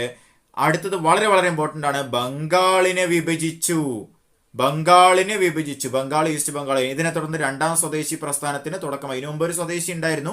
1905 മുതൽ 1911 വരെയായിരുന്നു ആ സ്വദേശി മൂവ്മെന്റ്, ഈ രണ്ടാം സ്വദേശി മൂവ്മെന്റ് ഉണ്ടായിരുന്നത്. അതേപോലെ തന്നെ 1903 രണ്ടാം ഡൽഹി ദർബാർ സംഘടിപ്പിച്ചതുമാര് തന്നെയാണ്, കേഴ്സൺ തന്നെയാണ്. ഓക്കെ, അടുത്തത് മിന്റോ. 1905 മുതൽ 1910 വരെയാണ് ആരുടെ കാലഘട്ടം? മിന്റോന്റെ കാലഘട്ടം. മിന്റോ ഇതിനു മുമ്പ് ഒരു തവണ വന്ന കാരണം കൊണ്ട് വേറൊരു പ്രഭുവിന്റെയും ഒരു ഗവർണർ ജനറലിന്റെ പേര് മിന്റോ ആണ്, നമ്മൾ പഠിച്ചിട്ടുണ്ടായിരുന്നു. ഇദ്ദേഹത്തെ മിന്റോ സെക്കൻഡ് എന്ന് നമുക്ക് വിളിക്കാം. മിന്റോ സെക്കൻഡ് 2 വരാം. Okay, Roman ലെറ്ററിൽ. 1906 ആഗാഖാന്റെ നേതൃത്വത്തിൽ മുസ്ലിം ലീഗ് സ്ഥാപിതമായപ്പോൾ ഇദ്ദേഹമാണ്. ആഗാഖാന്റെ നേതൃത്വത്തിൽ മുസ്ലിം ലീഗ് ധാക്കയിൽ സ്ഥാപിതമായപ്പോൾ മിന്റോ ഏത് കളറാണെന്ന് ആലോചിച്ചാൽ മതി. ഏതാണ്? പച്ച. മുസ്ലിം ലീഗ്. ഓക്കെ, 1907 കോൺഗ്രസ്സിൽ പിളർപ്പുണ്ടായല്ലോ സ്വദേശി മൂവ്മെന്റുമായി ബന്ധപ്പെട്ട്. അതൊക്കെ നമ്മൾ പണ്ട് വീഡിയോ ഇട്ടതാണ്, ജസ്റ്റ് ഒന്ന് നോക്കിയാൽ മതി. എന്തായിരുന്നു പിളർപ്പിന് കാരണം? സ്വദേശി മൂവ്മെന്റ് ഇന്ത്യ മുഴുവൻ വ്യാപിപ്പിക്കണമെന്നൊരു ടീം, തീവ്രവാദികള്. ബംഗാളിൽ മാത്രം മതി എന്ന് പറഞ്ഞ മിതവാദികൾ. അങ്ങനെയാണ് 1907 സൂറത്ത് പിളർപ്പ്. ഈ സൂറത്ത് പിളർപ്പ് നടക്കുമ്പോൾ 1907 നടക്കുമ്പോൾ ആരാണ്? മിന്റോ സെക്കൻഡ് ആണ്. ഓക്കെ, ഭിന്നിപ്പിച്ച് ഭരിക്കുക എന്നുള്ളതിന് ബെസ്റ്റ് എക്സാമ്പിൾ ആണ് മിന്റോ. കാരണം അദ്ദേഹം മുസ്ലിം ലീഗും കൊണ്ടുവന്നു, അതേപോലെ തന്നെ അതിന് അദ്ദേഹം പച്ചക്കൊടി കാണിക്കുകയും ചെയ്തു. അതേപോലെ തന്നെ നോക്കുക, ഈ പിളർപ്പും ഇതും വരുത്തി വെച്ചു. Okay, 1907 Jamshedji Tata and iron steel company TISCO സ്ഥാപിക്കുമ്പോൾ ആരാണ്? മിന്റോ ആണ്. ഓക്കെ, അടുത്തത് മോർലി മിന്റോ റിഫോംസ് ഒക്കെ നിങ്ങൾ കേട്ടിട്ടുണ്ടാവുമല്ലോ. ഓക്കെ, മോർലി മിന്റോ ഇതാണ്. മോർലി എന്ന് പറയുമ്പോൾ സെക്രട്ടറി ഓഫ് സ്റ്റേറ്റ് നമ്മൾ നേരത്തെ പറഞ്ഞിട്ടുണ്ടായിരുന്നു. ആ സെക്രട്ടറി ഓഫ് സ്റ്റേറ്റ് ആണ് ആര്? മോർലി. ഓക്കെ, അങ്ങനെ ഇന്ത്യക്കാർക്ക് ഭരണത്തിൽ പ്രാതിനിധ്യം വർദ്ധിച്ചു. SP Sinha, Satyendra Prasad Sinha, SP Sinha. Okay, ശ്രദ്ധിക്കുക, SP സിൻഹ. SP സിൻഹ, സത്യേന്ദ്ര പ്രസാദ് സിൻഹ വൈസ്രോയുടെ എക്സിക്യൂട്ടീവ് കൗൺസിൽ അംഗമായ ആദ്യ ഇന്ത്യക്കാരനായി മാറി. അതേപോലെ തന്നെ മുസ്ലിങ്ങൾ ഒരു ഇതിന് നിൽക്കുന്ന സമയത്ത്, ഇലക്ഷൻ നിൽക്കുന്ന സമയത്ത് മുസ്ലിങ്ങൾക്ക് മാത്രമേ വോട്ടുള്ളൂ എന്ന് പറയുന്ന ഒരു സംഭവം വന്നു. മുസ്ലിങ്ങൾ ഇലക്ഷൻ നിൽക്കുമ്പോൾ മുസ്ലിങ്ങൾക്ക് മാത്രമേ വോട്ടുള്ളൂ എന്ന് പറഞ്ഞ സംഭവം വന്നു. അങ്ങനെ communal electorate, father of communal electorate എന്നറിയപ്പെടുന്ന വ്യക്തിയാണ് ആര്? Minto second. അതേപോലെ തന്നെ 1910 പത്രങ്ങൾക്ക് മറ്റ് അച്ചടി മാധ്യമങ്ങൾക്ക് കടുത്ത നിയന്ത്രണം ഏർപ്പെടുത്തി. കാരണം അവിടെ ഭയങ്കര പ്രശ്നമായിരുന്നു. ഓക്കെ, അടുത്ത ഹാർഡിഞ്ച്, തലസ്ഥാനം കൽക്കത്തയിൽ നിന്ന് ഡൽഹിയിലേക്ക് മാറ്റി. എപ്പോഴും ചോദിക്കുന്ന ക്വസ്റ്റ്യൻ, 1911 അല്ലേ ഡൽഹി ദർബാർ. ഓക്കെ, അപ്പോൾ ഡൽഹിയിലേക്ക് മാറ്റി. അതേപോലെ തന്നെ ബംഗാൾ വിഭജനം റദ്ദ് ചെയ്തു. ഹാർഡിഞ്ച് നേരത്തെ വന്ന കാര്യം കൊണ്ട് ഇദ്ദേഹത്തെയും എന്താണ് പറയുക? ഹാർഡിഞ്ച് സെക്കൻഡ് എന്നാണ് പറയുക. ഓക്കെ, അതേപോലെ തന്നെ ബംഗാളിൽ നിന്ന് ബീഹാറിനെയും ഒഡീഷയെയും വേർപെടുത്തി ഭിന്നിപ്പിച്ച് കൊണ്ടേയിരിക്കുക എന്നുള്ളതാണ് ഇവരുടെ തന്ത്രം. അത് നന്നായിട്ട് നടപ്പിലാക്കിയ ഒരു വ്യക്തിയാണ് ആര്? Hardinge second. ഓക്കെ, ഇവർക്ക് ഡൽഹി വേണമായിരുന്നു, മുഗളന്മാർ പോയി കഴിഞ്ഞു, ഇനി അടുത്തത് ഞങ്ങളാണ് ഇന്ത്യ ഭരിക്കുന്നതെന്ന് പ്രഖ്യാപിക്കണമായിരുന്നു. ഇന്ത്യയുടെ ക്യാപിറ്റൽ സിറ്റി എന്ന് വിശേഷിപ്പിക്കപ്പെടുന്ന ആ ഡൽഹി, ശരിക്കും ക്യാപിറ്റൽ ഇവരുടെ സമയത്ത് കൊൽക്കത്തയായിരുന്നു, രണ്ടാം തലസ്ഥാനം ഷിംലയായിരുന്നു. എന്ത് തന്നെ ആയാലും ഈ ചരിത്രകാലം മുതലേ തന്നെ ആളുകൾ ഇനി ഡൽഹിയിൽ പുതിയൊരു ഭരണാധികാരി വരണ്ട, അല്ലെങ്കിൽ പുതിയൊരു ഭരണാധികാരി വരണ്ട, ആരെങ്കിലും വന്ന് അവിടെ ഇതാകണ്ട എന്ന് പറഞ്ഞിട്ട് ഞങ്ങളുടെയാണ് ഡൽഹി എന്ന് പറഞ്ഞിട്ട് പുതിയൊരു ഡൽഹിയൊക്കെ അവരുണ്ടാക്കി. അങ്ങനെ പഴയ ഡൽഹിയെ നരകിക്കാൻ വിട്ടുകൊണ്ട് ഇവർ പുതിയ ഡൽഹി ഉണ്ടാക്കി, ന്യൂഡൽഹി ഉണ്ടാക്കി. ക്യാപിറ്റൽ കൊൽക്കത്തയിൽ നിന്ന് ഡൽഹിയിലേക്ക് മാറ്റി. ഓക്കെ, അടുത്തത് നമ്മൾ നേരത്തെ പറഞ്ഞു ബീഹാറിനെ ബംഗാൾ പ്രവിശ്യ എന്ന് മാറ്റി എന്ന് പറഞ്ഞു. അടുത്ത വളരെ വളരെ ഇമ്പോർട്ടൻ്റ് ആണ്. ഇന്ത്യക്കും ചൈനയ്ക്കും ഇടയിൽ, അതായത് അന്ന് ടിബറ്റ് ആയിരുന്നു, ആ ടിബറ്റിനും ഇടയിൽ മക്മോഹൻ രേഖ നിലവിൽ വന്നു. 1914 മക്മോഹൻ രേഖ നിലവിൽ വന്നു. ആരുടെ കാലഘട്ടത്താണ് മറക്കരുത്? Hardinge second. ഒന്ന് ഓർത്ത് നോക്കുക, ആരാണ് ഡ്യൂറന്റ് കമ്മീഷനെ നിയമിച്ചത് ഒന്ന് ഓർത്ത് നോക്കുക കേട്ടോ. ഓക്കെ, അടുത്തത് അതേപോലെ തന്നെ ഇന്ത്യയിൽ പ്രതിരോധ നിയമം പാസ്സാക്കിയത് 1915 ഗദ്ദാർ പാർട്ടിയൊക്കെ അറിയാലോ, ഗദ്ദാർ കലാപം നടക്കുന്നതും 1915. അടുത്തത് ചെംസ്ഫോർഡ് വളരെ ഇമ്പോർട്ടൻ്റ് ആണ്. ആനി ബസന്റ്, ബാലഗംഗാധര തിലക് തുടങ്ങിയവർ ഇന്ത്യൻ ഹോം റൂൾ പ്രസ്ഥാനം രൂപീകരിച്ചപ്പോൾ ഇന്ത്യയിലെ വൈസ്രോയി ആയിരുന്നു ആര്? Chelmsford. Okay, Chelmsford home rule ടൈമിൽ ഇന്ത്യയുടെ വൈസ്രോയി ആരെന്ന് ചോദിക്കും, ചെംസ്ഫോർഡ്. അതേപോലെ തന്നെ 1916 INCയുടെ സമ്മേളനത്തിന് 2 പ്രത്യേകതയുണ്ട്. ഒന്ന്, മുസ്ലിം ലീഗിന്റെയും കോൺഗ്രസിന്റെയും സമ്മേളനം ഒരേ വേദിയിൽ വെച്ച് നടന്നു. അങ്ങനെ കമ്മ്യൂണൽ ഇലക്ടോറേറ്റ് കോൺഗ്രസ് അംഗീകരിച്ചു. അതായത് മുസ്ലിങ്ങൾ നിൽക്കുന്ന സമയത്ത് മുസ്ലിങ്ങൾ തന്നെ വോട്ട് ചെയ്തിട്ട് വന്ന് കോൺഗ്രസ് അംഗീകരിച്ചു, ഒരു പ്രീണന നയം പോലെ. അതിനിടയിൽ നിന്നത് ജിന്നയായിരുന്നു. ആ ജിന്നയെ സരോജിനി നായിഡു വിശേഷിപ്പിച്ചത് ഇന്ത്യയിലെ ഹിന്ദു മുസ്ലിം ഐക്യത്തിന്റെ അംബാസിഡറാണ് ആര്? മുഹമ്മദ് അലി ജിന്ന. ഇതാണ് ഒന്നാമത്തെ സംഭവം. രണ്ടാമത്തത്, ആ മിതവാദികളും തീവ്രവാദികളും പിളർന്നത് 1907 അവർ ഒന്നിച്ചത് 1916 ലക്നൌവിൽ വെച്ചാണ്. ആ സമയത്ത് ആരാണ്? ചെംസ്ഫോർഡ് ആണ്. അതേപോലെ തന്നെ 1919 എല്ലാവർക്കും അറിയാം, വളരെ ഫേമസ് ആയിട്ടുള്ള മൊണ്ടേഗു ചെംസ്ഫോർഡ് ഭരണ പരിഷ്കാരങ്ങൾ, ഇന്ത്യയിൽ കൂടുതൽ സ്വയംഭരണ സ്ഥാപനങ്ങൾ സ്ഥാപിക്കാൻ തീരുമാനമായി. ഓക്കെ, ഇനി ശ്രദ്ധിക്കുക, ഇനിയുള്ള കാര്യങ്ങൾ ഞാൻ ജസ്റ്റ് പറഞ്ഞു പോകുള്ളൂ. ഞാൻ അതിന്റെ വിശദമായ ലിങ്ക്, എന്താണ് ജാലിയൻ വാലാബാഗ് അല്ലെങ്കിൽ എന്താണ് അങ്ങനെയുള്ളതൊക്കെ 2 വീഡിയോയില് 1 മണിക്കൂറിന്റെ ഒരു വിശദമായിട്ടുള്ള ഒരു വീഡിയോ ചെയ്തിട്ടുണ്ട്. അത് കൃത്യമായിട്ട് ഞാൻ ലിങ്കിൽ ഇട്ടിട്ടുണ്ട്. അത് ജസ്റ്റ് ഒന്ന് ക്ലിക്ക് ചെയ്ത് നോക്കേണ്ട കാര്യമുള്ളൂ. 1919 മുതൽ 47 വരെയുള്ള ചരിത്രം ഒരു കഥ പോലെ തന്നെ നിങ്ങൾക്ക് കേൾക്കാൻ പറ്റും. അപ്പൊ അതിനെക്കുറിച്ച് ഞാൻ കൂടുതൽ പറയുന്നില്ല, പോയിന്റ്സ് മാത്രം വായിച്ചു പോവുക, നിങ്ങളൊന്ന് റീകളക്ട് ചെയ്ത് പോവുക. ഓക്കെ, സ്റ്റാർട്ട് ചെയ്യാം. ഖിലാഫത്ത് നിസ്സഹകരണ പ്രസ്ഥാനങ്ങൾക്ക് തുടക്കം കുറിക്കുമ്പോൾ ഇദ്ദേഹമായിരുന്നു വൈസ്രോയി. അതേപോലെ തന്നെ ഗവൺമെന്റ് ഓഫ് ഇന്ത്യ ആക്ട് 1919 ഭരണത്തിൽ ഇന്ത്യക്കാർക്ക് കൂടുതൽ പ്രാതിനിധ്യം നൽകി നമ്മൾ പറഞ്ഞു. റൗളത്ത് ആക്ട് 1919 വിചാരണ കൂടാതെ ആളുകളെ തടവിൽ വെക്കാം. അങ്ങനെ അതുമായി ബന്ധപ്പെട്ടാണ്, ഈ റൗളത്ത് ആക്ടുമായി ബന്ധപ്പെട്ടാണ് എന്തുണ്ടായത്? ഏപ്രിൽ 1919 ഏപ്രിൽ 13 ബൈശാഖി ദിനത്തില് ജാലിയൻ വാലാബാഗ് കൂട്ടക്കൊല. ഏത് കൂട്ടക്കൊല? ജാലിയൻ വാലാബാഗ് കൂട്ടക്കൊല. 1921 ഇംപീരിയൽ ബാങ്ക് ഓഫ് ഇന്ത്യ വന്നു. ഇത് പിന്നീട് 1955 ഏതായി മാറി? SBI ആയി മാറി. സ്റ്റേറ്റ് ബാങ്ക് ഓഫ് ഇന്ത്യ ആയി മാറി. Imperial bank of India. അപ്പൊ ഇംപീരിയൽ ബാങ്ക് ഓഫ് ഇന്ത്യ വരുമ്പോ ആരാണ്? ചെംസ്ഫോർഡ് ആണ്. ചെംസ്ഫോർഡ് നോക്കുക, ദൂരത്തേക്ക് ഇങ്ങനെ നോക്കിക്കൊണ്ട് നിൽക്കുകയാണ് ആള്. ഓക്കെ, അടുത്ത ആള് റീഡിങ്. ഇതുവരെ ഉണ്ടായിരുന്ന വൈസ്രോയിമാരെല്ലാം ക്രിസ്ത്യൻസ് ആയിരുന്നു. ഇതിന് ശേഷമുള്ളതും ക്രിസ്ത്യൻസ് ആണ്. 1921 മുതൽ 1926 വരെ ഇന്ത്യയിലെ വൈസ്രോയി ആയിരുന്ന വ്യക്തി ഒരു ജൂതനായിരുന്നു, ജൂത വൈസ്രോയി. 1921 മലബാർ കലാപം നടക്കുമ്പോഴും നിസ്സഹകരണ പ്രസ്ഥാനം 21-22 സമയത്ത് കൊടുമ്പിരി കൊള്ളുമ്പോഴും അതേപോലെ തന്നെ ചൗരി ചൗര സംഭവം നടക്കുമ്പോഴും ഇദ്ദേഹമായിരുന്നു വൈസ്രോയി. അതിൻ്റെ ഇടയിൽ ഒരു പോയിന്റ് ഉണ്ട്, ശ്രദ്ധിക്കുക. ഇതിന്റെ 100ാം വാർഷികം നമ്മൾ ആഘോഷിക്കുകയാണ്. വിശ്വഭാരതി സർവകലാശാല, രവീന്ദ്രനാഥ ടാഗോർ സ്ഥാപിച്ച വിശ്വഭാരതി യൂണിവേഴ്സിറ്റി വരുമ്പോൾ ആരാണ് വൈസ്രോയി? റീഡിങ്. ഓക്കെ, അടുത്ത ഇർവിൻ, ക്രിസ്ത്യൻ വൈസ്രോയി. എല്ലാവരും ക്രിസ്ത്യൻ ആണ്. ഇദ്ദേഹം കുറച്ചും കൂടി മതപരമായിട്ടുള്ള ചടങ്ങുകൾക്ക് പ്രാധാന്യം കൊടുത്ത കുറച്ചുകൂടി വിശ്വാസിയായ ഒരു വ്യക്തി എന്നുള്ള രീതിയിൽ നമുക്ക് എന്ത് പറയാം? Christian viceroy. തെറ്റിക്കരുത്. ജൂത viceroy Reading, Christian viceroy Irwin. 1926 മുതൽ 1931 വരെയായിരുന്നു ആരുടെ കാലഘട്ടം? ഇർവിന്റെ കാലഘട്ടം. ഇതിനിടയ്ക്കാണ് 1929 പൂർണ്ണ സ്വരാജ് സമ്മേളനം വരുന്നത്. അപ്പൊ INC 1929 ഡിസംബർ 31 നെഹ്റുവിന്റെ നേതൃത്വത്തിൽ പതാക ഉയർത്തിയിട്ട് പൂർണ്ണ സ്വരാജ് ആഘോഷിച്ചപ്പോ ലാഹോർ സമ്മേളനത്തിൽ ആ സമയത്ത് ആരാണ്? ഇർവിനായിരുന്നു. ഇതെല്ലാം എന്താണെന്ന് വിശദമായിട്ട് വീഡിയോയിൽ പറയുന്നുണ്ട്. പിന്നീട് ഞാൻ റിപ്പീറ്റ് ചെയ്യുന്നില്ല, താഴെ ഡിസ്ക്രിപ്ഷൻ ബോക്സിൽ ഇട്ടിട്ടുണ്ട്, എന്താണെന്ന് നിങ്ങളൊന്ന് കണ്ടു നോക്കാം. 1928 1919 നടന്ന ഭരണപരിഷ്കാരങ്ങളെ കുറിച്ച് പഠിക്കാനായിട്ട് സൈമൺ കമ്മീഷനെ ഇന്ത്യയിലേക്ക് അയച്ചല്ലോ. 27 നിയമിച്ചു, 28 അയച്ചു. ആ സമയത്ത് ഇദ്ദേഹമാണ്. 28 തന്നെ നെഹ്റു റിപ്പോർട്ടും അതേപോലെ തന്നെ 29 മുസ്ലിം വിഭാഗത്തിന്റെ രാഷ്ട്രീയ അവകാശങ്ങൾ നേടിയെടുക്കാനായി മുഹമ്മദ് അലി ജിന്ന 14 പരിപാടിയും അവതരിപ്പിച്ചല്ലോ 1929. ആ സമയത്തും ആര് തന്നെയാണ്? ഇർവിൻ തന്നെയാണ്. 1929 ഒരു ശാരദാ നിയമം വരുന്നുണ്ട്. പുരുഷന്മാരുടെ വിവാഹപ്രായം 18 സ്ത്രീകളുടെ വിവാഹപ്രായം 14 ആക്കി മാറ്റുന്ന നിയമമാണ് ശാരദാ നിയമം.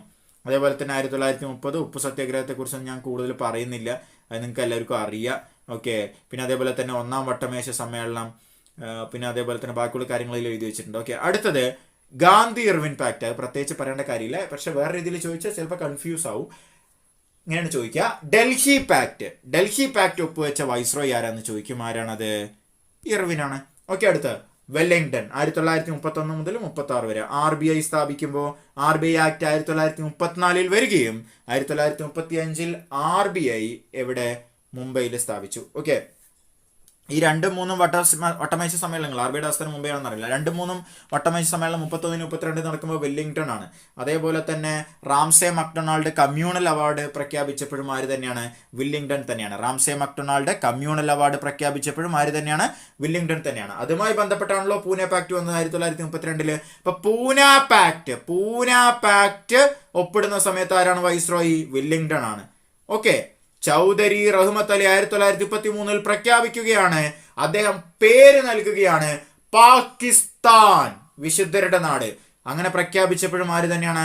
വില്ലിംഗ്ടൺ പ്രഭു തന്നെയാണ്. 1934 കോൺഗ്രസ് സോഷ്യലിസ്റ്റ് പാർട്ടി രൂപീകരിച്ചപ്പോഴും ഇദ്ദേഹം തന്നെയാണ്. അതേപോലെ തന്നെ ഗവൺമെന്റ് ഓഫ് ഇന്ത്യ ആക്ട്, അതായത് സൈമൺ കമ്മീഷനെ കുറിച്ച് പഠിക്കാൻ വേണ്ടിയിട്ടാണ് വട്ടമേശ സമ്മേളനങ്ങൾ. ഈ വട്ടമേശ സമ്മേളനങ്ങൾ ഒരു നിയമം ഉണ്ടാക്കി മാറ്റിയതാണ് 1935 ഗവൺമെന്റ് ഓഫ് ഇന്ത്യ ആക്ട്. ആ സമയത്തും ആര് തന്നെയാണ്? വില്ലിംഗ്ടൺ പ്രഭു തന്നെയാണ്. അടുത്ത ലില്ലിംഗ്തോ, ഏറ്റവും കൂടുതൽ കാലം ഇന്ത്യയിൽ ഭരണം നടത്തിയ വൈസ്രോയി ആണ് ആര്? ലില്ലിംഗ്തോ. 2ാം ലോക മഹായുദ്ധം 1939 മുതൽ 45 വരെയാണല്ലോ. അപ്പൊ അങ്ങനെയാകുമ്പോൾ 2ാം ലോക മഹായുദ്ധം ആരംഭിക്കുമ്പോൾ ആരാ വൈസ്രോയി? ലില്ലിംഗ്തോ. 1937 പ്രവിശ്യകൾക്ക് തിരഞ്ഞെടുപ്പ് നടത്തി.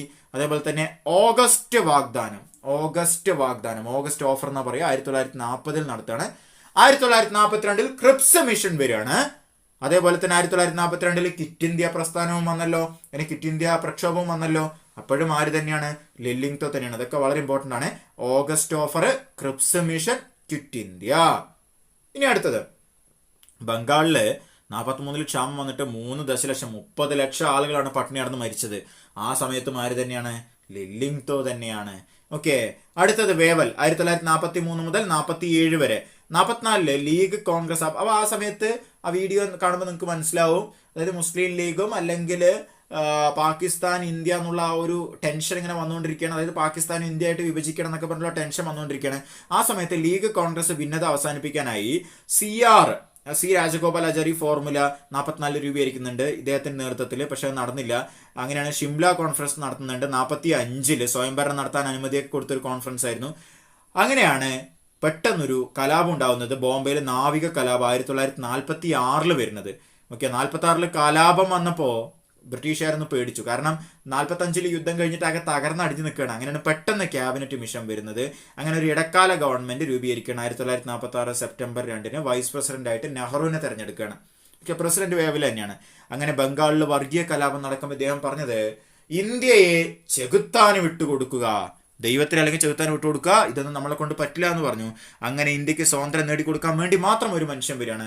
മൗണ്ട് ബാറ്റൺ 1947 ഫെബ്രുവരിയിൽ വരികയും ഓഗസ്റ്റ് വരെ വൈസ്രോയി ആയി തുടരുകയും ഓഗസ്റ്റ് കഴിഞ്ഞപ്പോൾ ഇന്ത്യക്ക് സ്വാതന്ത്ര്യം ലഭിച്ചപ്പോൾ വീണ്ടും അദ്ദേഹം governor general of dominion of India ആയിട്ട് മാറുകയാണ്. Governor general of British India അല്ല, governor general of British India ആരായിരുന്നു? നമ്മൾ പറഞ്ഞിട്ടുണ്ടായിരുന്നു 1833 ആക്ട് പ്രകാരം ഗവർണർ ജനറൽ ഓഫ് ബ്രിട്ടീഷ് ഇന്ത്യയായി മാറിയ വ്യക്തി വില്യം ബെന്റിക് ആയിരുന്നു. Governor general of dominion of India ആരാണ്? Mountbatten. ബ്രിട്ടീഷ് ഇന്ത്യയിലെ അവസാനത്തെ വൈസ്രോയി, സ്വതന്ത്ര ഇന്ത്യയിലെ ആദ്യത്തെ ഗവർണർ ജനറൽ. അതാണ് ഡൊമിനിയൻ ഓഫ് ഇന്ത്യ എന്ന് പറഞ്ഞത്. ഇന്ത്യയുടെ വിഭജന പദ്ധതി തയ്യാറാക്കി. ജൂൺ 3 പ്ലാൻ തയ്യാറാക്കി. ഡിക്കി ബേർഡ് പ്ലാൻ എന്നൊക്കെ അത് അറിയപ്പെടും. Okay, 1947 Indian independence act. Okay, British ഇന്ത്യയിലെ അവസാനത്തെ വൈസ്രോയും സ്വതന്ത്ര ഇന്ത്യയിലെ ആദ്യത്തെ ഗവർണർ ജനറലും. രാജാവില്ലല്ലോ, പിന്നെ ഇപ്പോൾ അവിടെ ഗവർണർ ജനറൽ ആവശ്യമില്ലല്ലോ. ലാസ്റ്റ് ബട്ട് നോട്ട് ലീസ്റ്റ് എപ്പോഴും ചോദിക്കുന്നത് 1948 മുതൽ 1950 വരെ സ്വതന്ത്ര ഇന്ത്യയിലെ രണ്ടാമത്തെയും അവസാനത്തെയും ഗവർണർ ജനറൽ ഒരു ഇന്ത്യക്കാരനായിരുന്നു. ഒരേ ഒരു ഇന്ത്യക്കാരനെ ഗവർണർ ജനറൽ ആയിട്ടുള്ളൂ. ആരാണത്? സി രാജഗോപാലാചാരി, രാജാജി.